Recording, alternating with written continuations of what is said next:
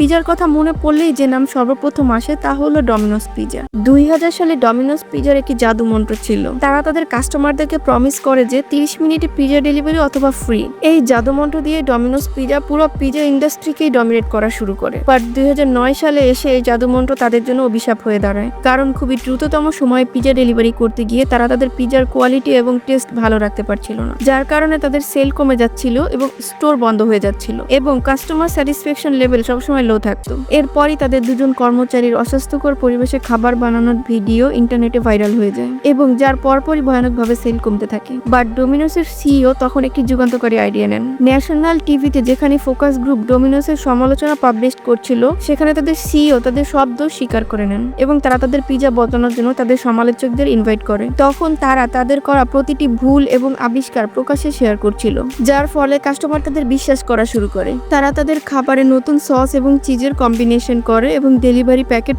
Redesign করে। 5000-এর বেশি স্টোরে কোয়ালিটি মেনটেন করা হয় এবং 2009 সালের শেষের দিকে সেম স্টোরের সেল 14.9% হারে ইনক্রিজ করে। মাত্র 6 মাসে তাদের শেয়ারের দাম ডাবল হয়ে যায়। 2019 সালের মধ্যে তাদের শেয়ারের দাম 5000% হারে বাড়ে এবং তাদের রেভিনিউ অলমোস্ট ডাবল 1.5 বিলিয়ন থেকে 3.6 বিলিয়ন হয়ে যায়। ডোমিনোস বিশ্বকে একটি পাওয়ারফুল লেসন শিখিয়েছিল। ফেইলিউর স্বীকার করা কোনো উইকনেস নয়, বরং এটি একটি সুপার পাওয়ার।